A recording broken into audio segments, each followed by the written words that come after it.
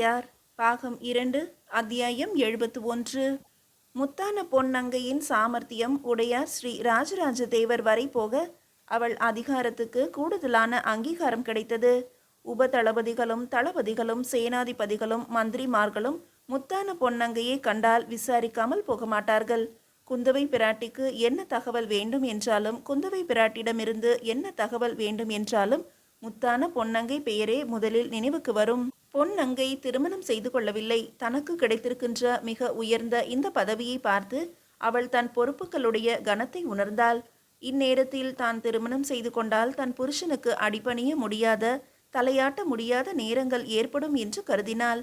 குந்தவை பிராட்டியார் வற்புறுத்திய போதும் நான் இப்பொழுதல்ல, சிறிது நாட்கள் கழித்து திருமணம் செய்து கொள்கிறேன் என்று தள்ளி வைத்தாள்.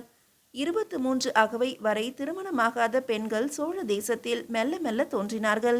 நிர்வாகம் நல்லபடியாய் நடக்க வேண்டுமென்றால் திருமணம் ஒரு இடைஞ்சல் என்று உணர்ந்து கொண்டார்கள். திருமணமற்று வாழ்வது என்பது குறித்து யோசிக்க துவங்கினார்கள். சோழ தேசத்தில் வேறொரு பெண்கள் கூட்டம் தங்கள் தோள் பட்டையில் சூழலட்சினை இட்டு தேவரடியாராக மாற்றிக்கொள்கின்ற வழக்கம் இருந்து வந்தது. அந்த தேவரடியார்கள் நித்திய கன்னிகள். அவர்களுக்கு திருமணம் என்பது இல்லை. அவர்கள் ஒருபோதும் விதவைகளாக மாட்டார்கள். கோவில்களை பராமரிப்பது என்கின்ற விஷயத்தில் இவர்கள் மிக மும்முரமாக ஈடுபட்டார்கள். தங்களுக்கு பிடித்த ஆடவனோடு தொடர்பு ஏற்படுத்தி கொண்டார்கள். எந்த அதிகாரமும் நீ செலுத்த முடியாது, இது ஒரு நட்பு, சுகத்திற்காக ஒரு சிநேகிதம் என்பதாக தெளிவாக சொன்னார்கள். போருக்கு போகாத அந்தணர்களின் மனைவிமார்கள் ஒரு பக்கம், முத்தான நங்கை போன்ற வயது முதிர்ந்தும் திருமணம் செய்து கொள்ளாத அதிகாரச்சிகள் ஒரு பக்கம், சூழலட்சினை இட்டு தன்னை பதியிலார் என்று அறிவித்து கொண்டு பாட்டும் நடனமும் இறை வழிபாடுதலுமாக வாழ்ந்து கொண்டிருந்த தேவரடியார்கள் ஒரு பக்கம் என்று பெருகி வர, மறவர்கள் வீட்டு குல பெண்களிடம் இது தாக்கத்தை ஏற்படுத்தியது.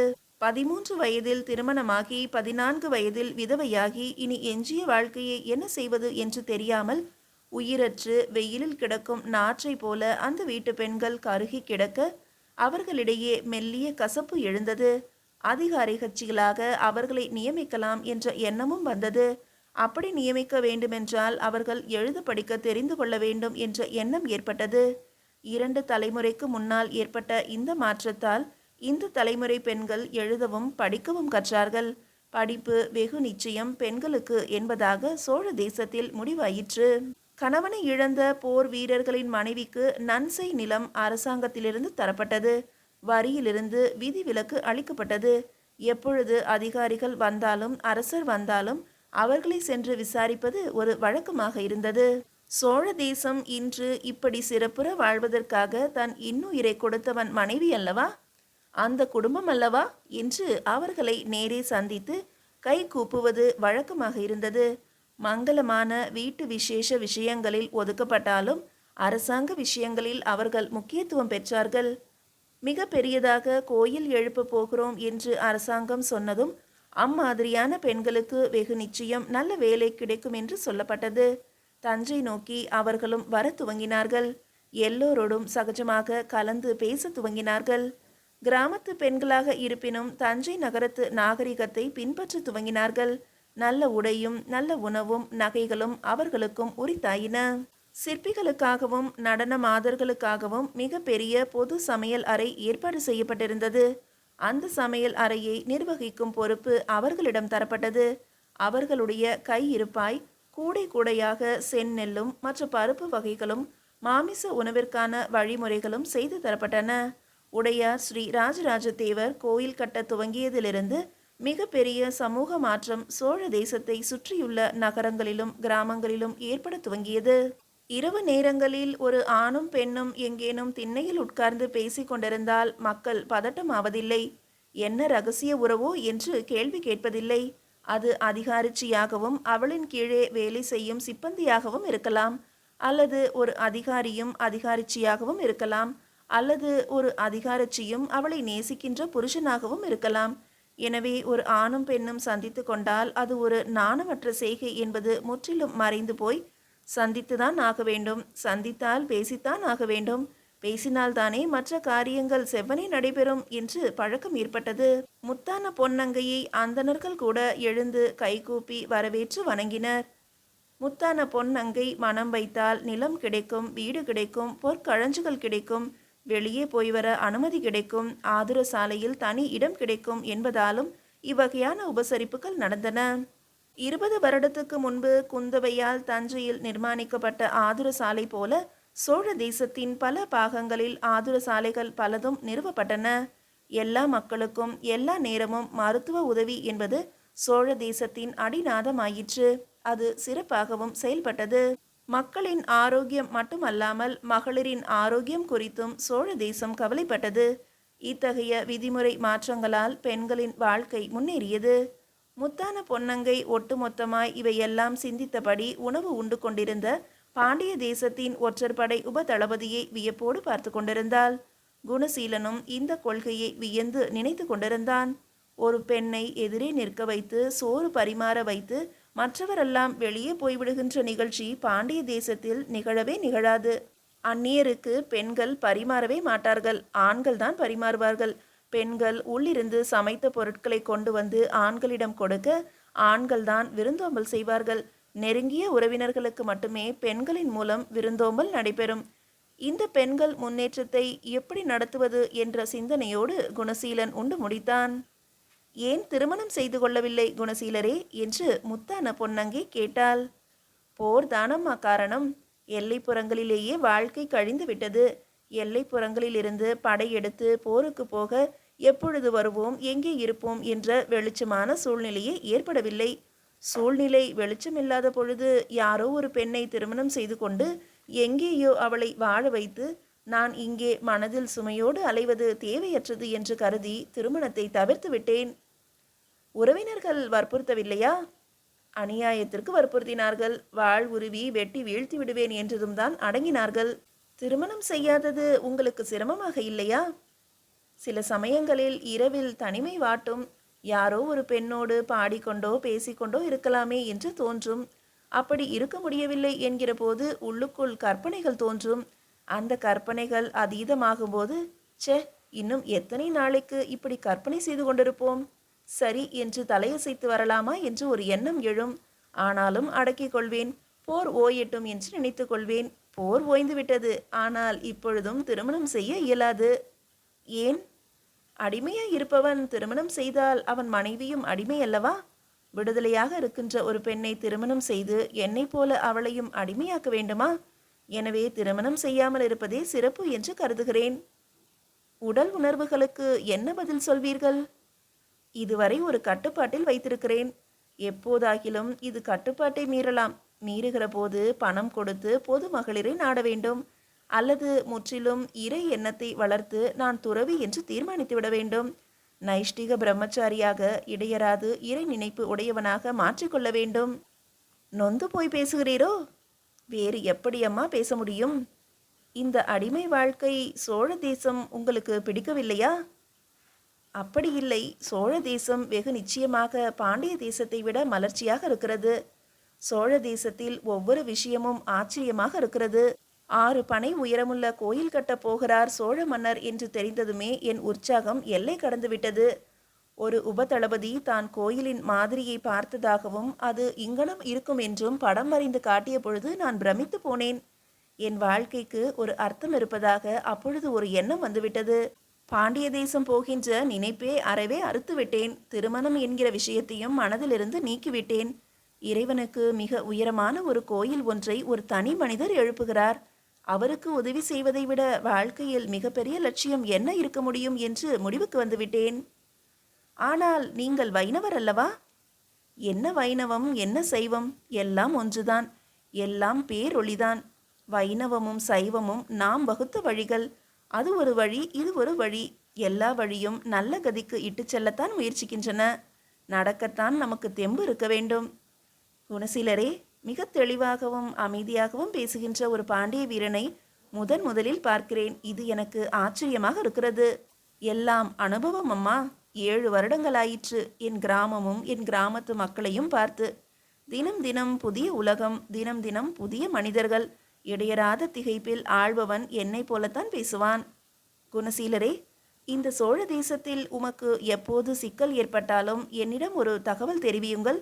முத்தான பொன்னங்கைக்கு இந்த செய்தியை சொல்லுங்கள் என்று யார் மூலமாவது ஓலை கொடுத்து அனுப்புங்கள். உங்கள் பிரச்சனையை என்னால் தீர்க்க முடியும், கனிவோடு பொன்னங்கை கூறினாள். அம்மா, என் மீது ஏன் இத்தனை கரிசனம்? வியப்போடு குணசீலன் கேட்டான். இதற்கு பதிலை அடுத்த அத்தியாயத்தில் காணலாம். அத்தியாயம் 72. வியப்பில் நின்ற குணசீலனுக்கு அருகே மூச்சு காற்றுப்படும் தொலைவில் அதிகாரச்சி முத்தான பொன்னங்கை வந்து நின்றாள். இது ஒரு வகை விருந்தோம்பல் நண்பரே. ஊர் விட்டு உறவினர்களை விட்டு போர் என்ற பெயரால் ஒரு ஆண் தவித்து கிடப்பதை என்னால் உணர முடிகிறது. உடைவாளும் கேயுரமும் கழுத்தில் பொற்பதக்கமும் காலில் வீர கழலுமாக திரிந்து வந்த நீங்கள் இடுப்பில் ஒரே ஒரு துண்டுடன் அடிமையாக இருக்கிறீர்கள். இவ்விதம் சோழ தேசத்து ஆண் இருந்தால் என் மனம் என்ன பாடுபடும்? நீங்களும் தமிழ் பேசி நானும் தமிழ் பேசி ஒருவரையொருவர் புரிந்து கொண்டாலும் எல்லைகளை வகுத்து கொண்டு சேரன் என்றும் சோழன் என்றும் பாண்டியன் என்றும் பிளவுபட்டிருக்கிறோம். இது தேவையற்றது என்று நான் நினைக்கிறேன். மேலே சாளுக்கியன் உள்ளே வருவதை பாண்டியர்களும் சோழர்களும் கைகோர்த்து தடுத்தால் நம்முடைய வாழ்க்கை முறைகள் இன்னும் மேம்படும். ஏன் இந்த பிரிவு என்கிற வேதனை என்னுள் அடிக்கடி எழுவதுண்டு. நீங்கள் பாண்டிய தேசத்து ஒற்றற்படை உபதளபதி என்பதை மறந்துவிட்டு உங்களோடு பழக விரும்புகிறேன். சோழ தேசத்தை நீங்களும் அவ்விதமே அனுபவிக்க வேண்டும் என்று விரும்புகிறேன். நீங்கள் சொல்வது உண்மைதான். பாண்டிய தேசத்தையும் சோழ தேசத்தையும் எல்லைகளை தகர்த்து ஒன்றாக்கிவிட வேண்டும். ஒரே நாகரிகமாக மாற்றிவிட வேண்டும். இதற்கு முன்பே சில சோழ மன்னர்கள் முயற்சித்திருக்கிறார்கள். உடையார் ஸ்ரீ ராஜராஜ சோழர் வெகு வேகமாக இதை முயற்சி செய்கிறார். இப்பொழுது தன் ஆளுமையை பரப்பி வரும் இளவரசர் ராஜேந்திரர் இதை நிறைவேற்றுவதில் மும்முரமாக இருக்கிறார். பாண்டிய வீரர்களுக்கு விடுதலை வேண்டுமென்றால் பாண்டிய தேசம் போய்கொள்ளலாம் என்றும் அவர் சொன்னதெல்லாம் இணையாக நடத்த வேண்டும் என்ற ஆர்வத்தினால்தான் என்பதை தெரிந்து கொள்கிறேன். பாண்டியர்களோடு பகைமை பாராட்ட வேண்டாம் என்கிற ஒரு காரணத்தினால்தான் என்பதாக புரிந்து கொள்கிறேன். ஆனால் உன்னை கோவில் இருக்கும் இடத்திற்கு அனுப்ப மாட்டோம், வந்தியத்தேவருக்கு அருகே இருக்கின்ற வேலையாக இருக்கும் என்று சொல்லப்பட்டதே, இது உண்மையா? வல்லவரையர் வந்தியத்தேவர் கோவில் கட்டும் இடத்தில் இல்லாமல் வேறு எங்கு இருப்பார்? குந்தவை பிராட்டியார்தான் அரண்மனையில் இல்லாத போது தனக்கு பதிலாக என்னை நியமித்து விட்டு போவது போல வல்லவரையர் வந்தியத்தேவர் உம்மை நியமித்து விட்டு போகலாம். அப்படியா சொல்கிறீர்கள்? எனக்கு சிரிப்பாக இருக்கிறது. ஏன்? சோழ தேசத்தில் இல்லாத கெட்டிக்கார ஆண்களா? அவர்களையெல்லாம் விட்டுவிட்டு வல்லவரையர் ஒரு பாண்டிய தேசத்து ஒற்றற்படையின் உபதளபதியை தனக்கு அந்தரகமாக வைத்துக் கொள்வாரா? இந்த பிரிவு பார்க்கக்கூடாது என்பதில் வந்தியத்தேவரும் மிக முக்கியமாக இருக்கிறார். உங்களை போன்றவருக்கு உயர்ந்த பதவியை கொடுத்து நல்ல நிலையில் வைத்து கொண்டால், ஒருவேளை இங்கு பாண்டிய வீரர்கள் ஏதேனும் மனம் கசந்து கலகத்தில் ஈடுபட்டால் அவர்களை சமாதானம் செய்ய வேண்டுமல்லவா? ஆமாம், பல்குத்த உதவும் குச்சி என்று சொல்லுங்கள். ஏன் இவ்விதம் இளக்காரமாக பேசுகிறீர்கள்? தகுதி இருப்பின் உம்மை போன்ற பல்வேறு பாண்டிய வீரர்களை நல்ல இடத்திலே நல்ல நிலையிலே அதிகாரம் செலுத்தும் வண்ணம் சோழ அரச குடும்பத்தினர் செய்வார்கள். அதனால்தான் சோழ தேசத்தின் மீது அதிகம் காழ்ப்பு இருப்பவர்களை நீங்கள் பாண்டிய தேசம் நோக்கி போய்விடுங்கள் என்று விடுதலையும் கொடுத்தார்கள். அப்படியென்றால் எனக்கு சோழ தேசத்தின் மீது காழ்ப்பு இல்லை என்று கூறுகிறீர்களா? உங்களுக்கு காழ்ப்பு இருக்கிறதா என்ன? முத்தான பொன்னங்கை வேகமாக கேட்டாள். இருக்கிறது தாயே. என் தேசம் உங்கள் தேசம் போல இல்லையே என்ற காழ்ப்பு. என் வீட்டு பெண்கள் உங்களைப் போல இல்லையே என்கிற ஏக்கம். உங்கள் வீட்டு குழந்தைகள் போல எங்கள் குழந்தைகளுக்கு படிப்பு தரச் சொல்ல, ஏடு எழுத, பாட்டு பாட, கற்பிக்க ஆள் இல்லையே என்ற வருத்தம். ஆதுர சாலைகள் என்று ஒவ்வொரு கிராமத்திலும் வெள்ளைக்குடி பறக்கிறதே, மதுரையில் ஒரு ஆதுர சாலை கூட இல்லையே என்கிற துக்கம். நீங்கள் சொன்னது போல நானும் தமிழ் பேசுகிறேன், நீங்களும் தமிழ் பேசுகிறீர்கள். சங்கம் வளர்த்த மிக பெரிய நாகரிகம் கொண்ட அந்த மதுரை இப்போது பல்வேறு அந்நியர்களின் வருகையால் சிதைந்து சீரழிந்து கிடக்கிறது. சோழ மன்னர்கள் மெல்ல மெல்ல சரி செய்து கொண்டு வருகிறார்கள் என்றாலும் பாண்டியர்களுடைய இயல்பு மெல்ல மறைந்து வருகிறது. மதுரை அடிமைப்பட்டு கிடக்கிறது என்கின்ற எண்ணமே எனக்கு பெரும் துக்கத்தை தருகிறது. நான் சோழ வீரனாக என்னை மாற்றிக்கொள்ள இயலாது. என்னை எத்தனை செங்கல் போட்டு தேய்த்தாலும் அடியில் நான் பாண்டியனாகத்தான் இருக்கிறேன். பாண்டிய தேசம் போக வேண்டும் என்கின்ற ஏக்கம் என்னை விட்டு நெல் முனையளவும் போகவில்லை. முத்தான பொன்னங்கைக்கு உள்ளே சட்டென்று ஒரு துக்கம் பரவியது. எனக்கு புரிகிறது குணசீலரே, மெல்லிய குரலில் முணுமுணுத்தாள். குணசீலன் அவளை கூர்ந்து பார்த்தான். எதற்காக தான் பாண்டிய தேசம் போவது இவளுக்கு துக்கத்தை கொடுக்கிறது என்று யோசித்தான். அதிகம் இவள் மீது ஈடுபாடு கொள்ளுவதாக காட்டக்கூடாது என்று தீர்மானித்து கொண்டான். ஆனால் ஈடுபாடு வரும் என்பது அவனுக்கு தெரிந்தது. உண்டு முடித்து மேல் துணியை உடம்பு சுற்றி போட்டுக்கொண்டு வாசலில் வந்து திண்ணையில் அமர குந்தவை தேவியார் சாப்பிடுவதற்கு வேறு பக்கம் நுழைகிறார் என்பது தெரிந்தது. மெல்ல வெயில் சரிந்து மாலை காற்று திசை திரும்பியது. அரண்மனையின் வேறொரு பகுதியில் பண்டகசாலை அதிகாரிகளுடன் விவாதித்துக் கொண்டிருந்த வல்லவரையர் அரண்மனைக்கு திரும்பினார். முகம் கழுவிக்கொண்டு வேறு உடை மாற்றிக்கொண்டு புனுகும் சந்தனமும் கலந்த கலவையை தடவிக்கொண்டார். குந்தவை பிராட்டியாருக்கு குரல் கொடுத்தார். சில நிமிடங்களில் தாம்பூல வாயுடன் குந்தவை பிராட்டியார் வந்தார். பின்னால் வந்த முத்தான பொன்னங்கையும் தாம்பூலம் தரித்து கொண்டிருப்பது தெரிந்தது. உங்களுக்கு வேண்டுமா என்று வெற்றிலையையும் பாக்கு கொட்டையையும் குணசீலனிடம் குந்தவை பிராட்டியாரின் எதிரிலேயே முத்தான பொன்னங்கை நீட்ட அதை 2 கைகளாலும் குணசீலன் வாங்கி கொண்டு இடுப்பில் சொருகிக் கொண்டான். குணசீலரே, நாம் இப்பொழுது கோவில் கட்டும் இடம் நோக்கி போகிறோம். 20 நாட்களுக்கு எனக்கு அருகிலேயே இருப்பதற்கு முயற்சி செய்யுங்கள். உங்களை நான் தேடிக்கொண்டிருக்க முடியாது. நான் எங்கு போனாலும் என்னை பின்தொடர்வது என்பதை வைத்துக் கொள்ளுங்கள் என்று வந்தியத்தேவர் சொல்ல, சரி என்று குணசீலன் தலையாட்டினான். அவனுக்கு குதிரை தரப்பட்டது. முத்தான பொன்னங்கை ஒரு குதிரையை ஓடவிட்டு தாவி ஏறிக்கொண்டாள். ஒரு சிறிய படை வந்தியத்தேவரின் தலைமையில் குந்தவை பிராட்டி அவருக்கு இணையாக வர தஞ்சாவூர் அரண்மனையிலிருந்து கோவில் கட்டுகின்ற இடம் நோக்கி போயிற்று. தஞ்சை என்கிற நகரம் எவ்வளவு செழிப்பானது என்பதை பார்த்து குணசீலன் ஆடிப்போனான். கட்டடக்கலையின் உச்சகட்டம் தஞ்சை நகரம் என்பதை தெளிவாக புரிந்து கொண்டான். ஆண்களும் பெண்களும் குழந்தைகளும் வெளியே வந்து வல்லவரையர் வந்தியத்தேவருக்கு வணக்கம் சொல்வதும் கை அசைப்பதும் ஓடி வந்து அவர் காலை தொடுவதுமாக இருந்தார்கள். ஒரு அரசருக்குரிய அத்துணை மரியாதையும் வல்லவரையர் வந்தியத்தேவருக்கும் குந்தவை பிராட்டியாருக்கும் கிடைத்தது. கோவிலை நெருங்கிய போது பெரும் பாறைகள் 16 சக்கரங்கள் கொண்ட பார வண்டியில் வைக்கப்பட்டு மெல்ல மெல்ல நகர்ந்து கொண்டிருந்தன. யானைகளாலும் மனிதர்களாலும் நகர்த்தப்பட்டு கொண்டிருந்தன. தொலைவில் உள்ள கிராமங்களிலிருந்து ஒரு பார வண்டியில் கயிறுகள் சேகரித்து கொண்டு வந்தார்கள். தேக்கு மரத்தில் ஆப்புகள் அடித்து ஒரு வண்டி முழுவதும் ஆப்புகளாக நிறைந்திருந்தன. சாரம் கட்டுவதற்கு பலகைகள் வேண்டுமென்று ஒரு இடத்தில் பலகைகள் அறுத்து கொண்டிருந்தார்கள். பெரிய பாறைகள் தூண்களாக செதுக்கப்பட்டு கொண்டிருந்தன. இவை அனைத்தையும் வியப்போடு பார்த்த வண்ணம் போனான் குணசீலன். என்ன கணக்கு இது? எப்படி இந்த பாறைக்குள் இந்த தூண் இருக்கிறது என்பதை அவன் கண்டுபிடித்தான். ஒரு சிறிய மயிரிழை கூட வித்தியாசமில்லாமல் தவறு நேராமல் எப்படி உளியை கொண்டு இந்த பாறையை செதுக்க முடிகிறது? இறங்கி பாறை செதுக்குகின்ற அந்த வாலிபனை தழுவி கொள்ள வேண்டும் என்று குணசீலனுக்கு மனம் பரபரத்தது. குணசீலனை முத்தான பொன்னங்கை கவனித்து கொண்டே வந்தாள். கோவில் கட்டும் திடலுக்குள் போனார்கள். அங்கு காவல் பலமாக இருந்தது. வந்தியத்தேவரையும் குந்தவை பிராட்டியையும் வேல் கம்பு விலக்கி உள்ளே அனுமதித்தார்கள். பிறகு உள்ளே நுழைகின்ற எல்லோரையும் உற்று உற்று பார்த்தார்கள். உபதளபதிகளை முகமன் கூறி வரவேற்றார்கள். குணசீலன் வந்தபோது தடுத்து ஓரமாக நகர்த்தினார்கள். முத்தான பொன்னங்கை ஏதோ சொல்ல முயற்சித்த போது அமைதி என்று அவளை முன்னே அனுப்பினார்கள். அவர்கள் அரசரின் அந்தரங்க காவலர்கள். விசாரிக்காமல் யாரையும் நெருங்க விட மாட்டார்கள். உடையார் ஸ்ரீ ராஜராஜ தேவர் தொலைவில் இருக்கிறார். அங்கே ஒரு கூட்டம் இருக்கிறது. அந்த கூட்டத்திற்கு நடுநாயகமாக நின்று ஏதோ பேசிக் கொண்டிருக்கிறார் என்பது குணசீலன் தெரிந்து கொண்டு பணவசமானான். அந்த கூட்டத்தையே எட்டி எட்டி பார்த்து கொண்டிருந்தான். அவன் நடவடிக்கைகளை அரசரின் அந்தரங்க ஆட்கள் கவனித்து கொண்டிருந்தார்கள். மனிதர்களை கவனிக்க அவர்களுக்கு தெரியும். மனிதர்களின் மனங்களை படிக்க அவர்கள் பழக்கப்பட்டிருந்தார்கள். சோழ வீரர்கள் அவனை கூட்டத்திலிருந்து விலக்கி ஒரு குடிசை ஓரமாக அழைத்து போனார்கள்.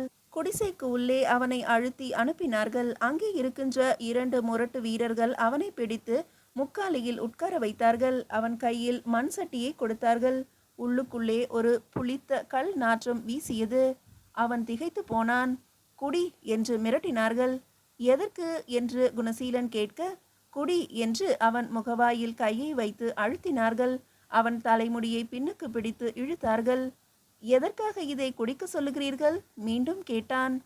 நீ யார் என்று எங்களுக்கு தெரிய வேண்டும். உன் எண்ணம் என்ன என்பது எங்களுக்கு புரிய வேண்டும் என்றார்கள். என்னை கேளுங்கள், நான் சொல்கிறேன் என்று குணசீலன் பதில் சொன்னான். அவர்கள் அதற்கு காத்திராமல் அவன் தலைமுடியை பிடித்து புளித்த கல்லை அவன் வாயில் ஊற்றினார்கள்.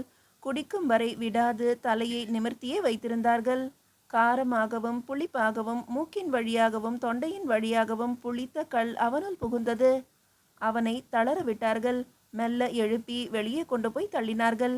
வெளியே இருந்த வீரர்கள் மறுபடியும் அவனை பிடித்து கொண்டு ஒரு கற்பாறைக்கு அருகே உட்கார வைத்தார்கள். காவலுக்கு வேறு 2 வீரர்களை வைத்துவிட்டு மறுபடியும் கூட்டத்திற்கு நடுவே நின்று கொண்டார்கள். குணசீலனுக்கு தலை சுற்ற துவங்கியது. வயிற்றின் வழியே வேகமாக கல் இறங்குவது தெரிந்தது. இறங்கிய கல் மெல்ல எல்லா பகுதிகளிலும் இரத்தத்தோடு கலந்து போவது தெரிந்தது. தன் மீது சந்தேகப்பட்டு தான் அதிகம் பேச வேண்டும், அதுவும் உண்மையை பேச வேண்டும், வேகமாக பேச வேண்டும் என்பதற்காக புளித்த கல்லை கொடுத்திருக்கிறார்கள். இதில் சில மூலிகை இலைகளை போட்டு ஊற வைத்திருப்பார்கள். எது மனதில் இருப்பினும் அது வெளியில் வந்துவிடும். அதை வாய்விட்டு சொல்லும்படியாக நேரிடும். எவரேனும் பேச்சு கொடுத்து தூண்டிவிட்டால் மனதில் இருக்கும் அத்தனையும் வெளியே வார்த்தையாக இறைத்துவிட நேரிடும். இந்த முறை பாண்டிய நாட்டிலும் கையாளப்பட்டிருக்கிறது.